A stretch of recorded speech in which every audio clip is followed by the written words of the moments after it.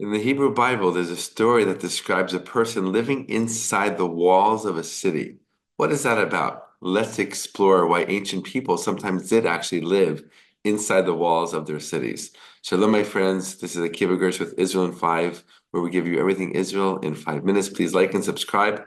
If you have any questions or want to keep the conversation going, please do so below in the comments. If we look at the story in the book of Joshua, of the Israelites coming into the land of Israel for the first time, standing across from Jericho on the other side of the Jordan River, we know that they sent spies into the city. And those spies met a woman named Rahab, as we say in Hebrew, Rahab in English. And she lived inside the walls of the city of Jericho. How is that possible? Why would someone live inside of a wall? And how is it even possible to live inside of a wall? Well, it's very interesting because we read those words that were written down thousands of years ago, and it's not until really modern day times and modern day archaeology inside the land of Israel that we really fully understand what that means.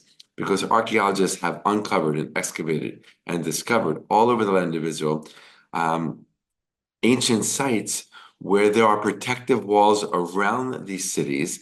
And these walls are very unique and very interesting because they are double walls, meaning there's an outer wall to them, and a few meters in, there's an inner wall. And in between these two walls, there's an empty space. Now, the whole thing is part of the wall, right? This outer wall, this inner wall creates a very, very strong, fortified, protective wall around the city, which ancient cities needed desperately because they're always worried about invading enemies and attacks from enemies, and the next war, which oftentimes wasn't too far away.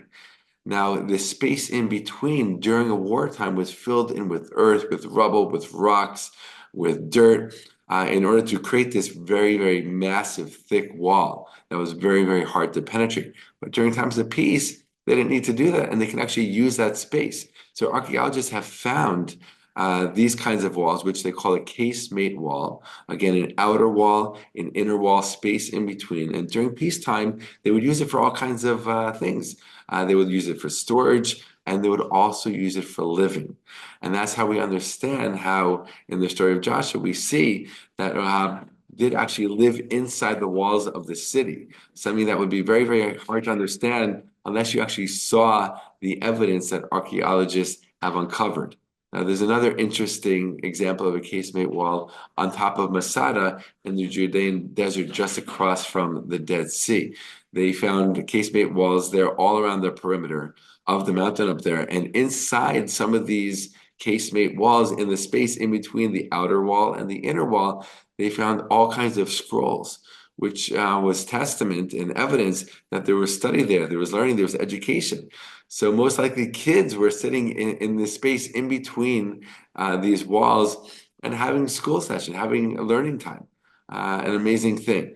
Of course, other kinds of things were found in these casemate walls, both in Masada throughout Israel. As I said before, for storage, a great place to put your jugs, your jars of food, of liquids, maybe oil, maybe wine, all kinds of things. But again, during wartime, they would clear it out. Anyone who was living there had to be evicted, at least temporarily. They would pack that space in very tightly, and that would make an incredibly strong protection for the city. And even if the enemy brought a battering ram and they knocked into the wall, it was very, very difficult to break through. In fact, it often only strengthened the wall by compacting what was in between the two walls even tighter. So this is how we can understand how in ancient times people did actually live inside of walls. It was another available piece of real estate for people to live in. I imagine on the cheaper side, but still another place where people can live and people can use to store their everyday things until war came, and then they did something else with that space in order to protect themselves. All the best and be well.